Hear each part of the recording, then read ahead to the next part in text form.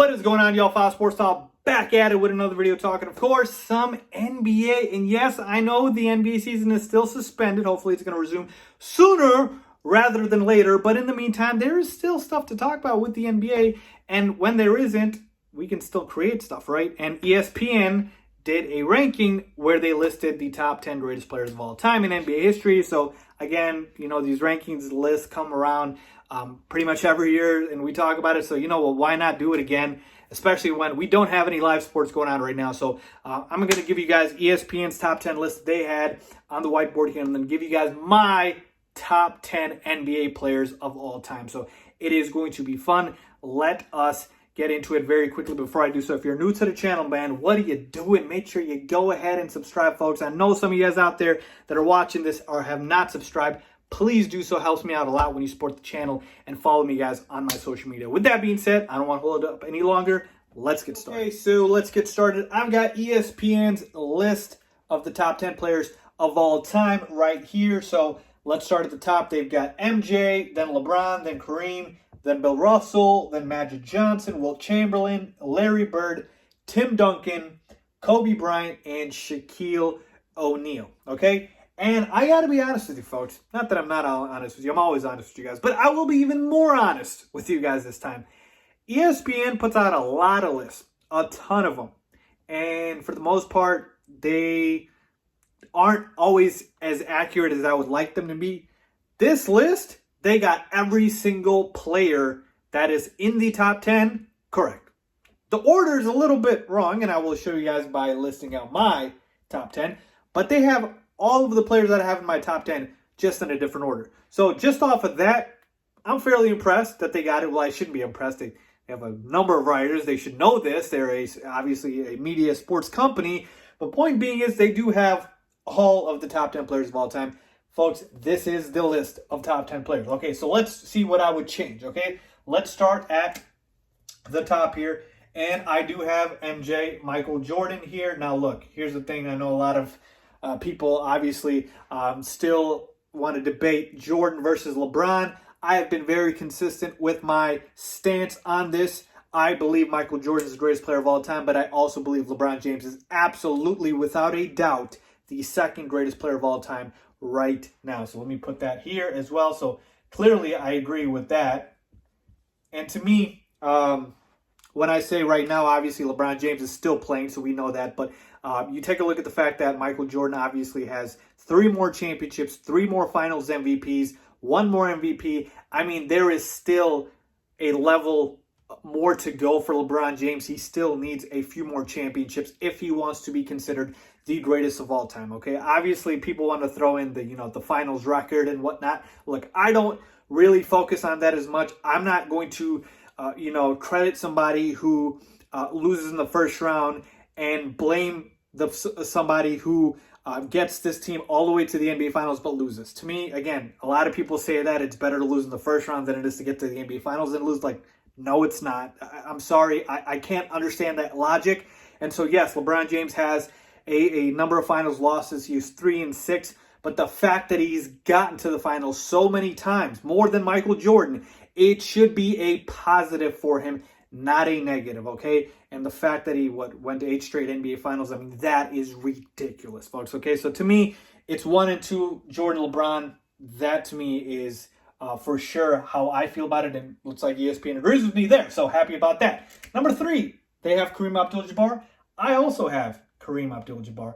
And here's the thing with Kareem.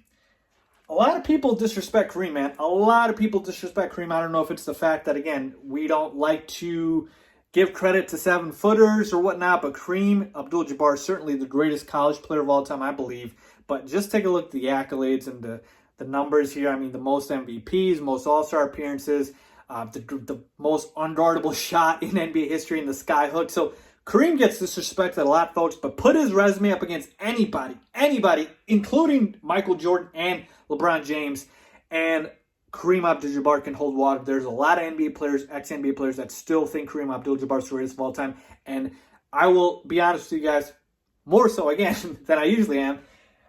I'll tell you this much. Jordan, LeBron, and Kareem, I believe those are the only 3 players where you can actually make a legitimate argument for the most part, without getting laughed at, that they are the greatest players of all time. That the greatest player of all time. So Jordan, LeBron, and Kareem, if you want to make the argument, I believe you can. Now, again, this is my list. I believe Michael Jordan is the greatest of all time.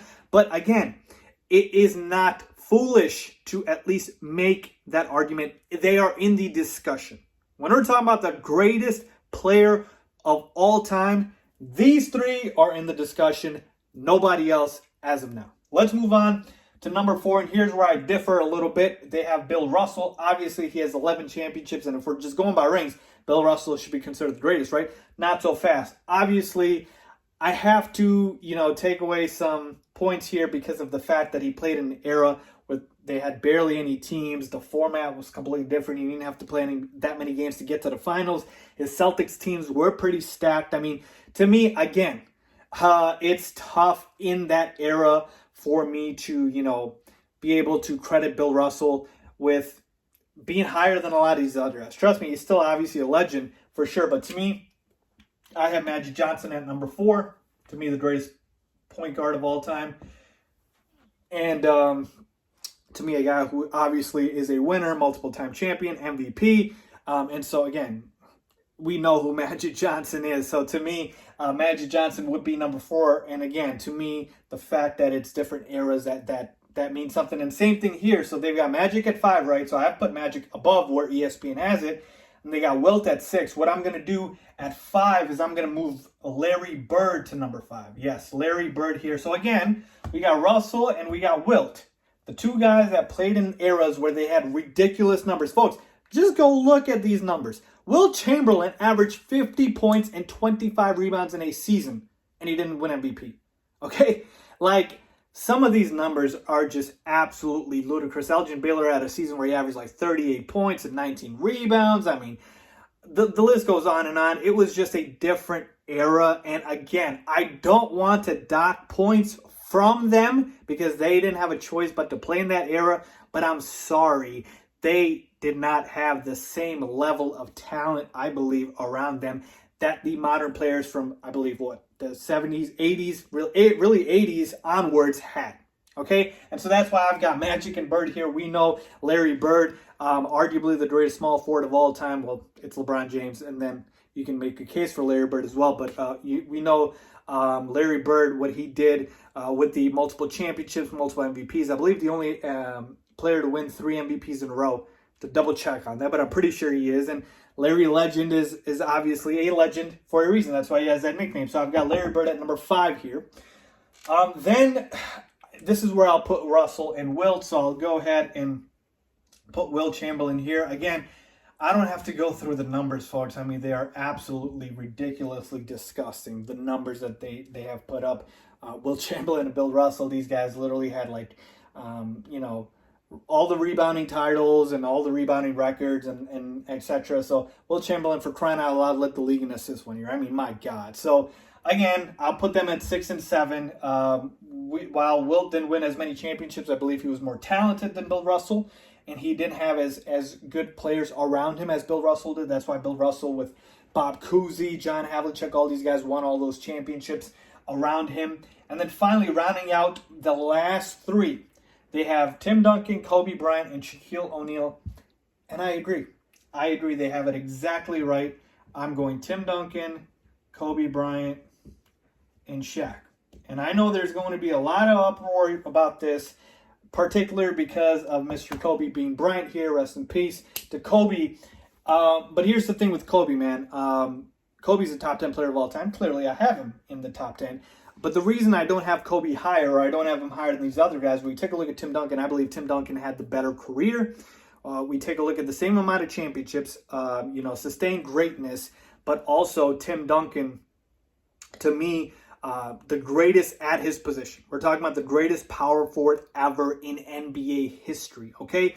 And to me, Tim Duncan, yes, there have been times where obviously he didn't win the Finals MVP with Kawhi Leonard and Tony Parker, but for the most part, throughout the Spurs dynasty, was by far their best player. Kobe Bryant, as much as I love Kobe, and he was phenomenal, Shaq was the best player on the Lakers for the first 3 championships that they won. So that's another reason why. And Shaq would be a lot higher on this list, man, if he had a longer level of sustained greatness. The only issue with Shaq was that his peak was phenomenal, but then after that wasn't really that great. Those like 3 years with the Lakers when they won all those championships, a couple of years with the Magic, and that's about it. But Shaq, he should have more than one MVP, and that's what really hurts these two guys. Kobe has one MVP only. Shaq only has one MVP. Tim Duncan, I believe, has two. And so, again, MVPs matter a lot. You have to win multiple MVPs. You take a look at the winners up here. We're talking about 5 times, 4 times, 6 times. So it matters. It matters. And so that's why I've got Kobe here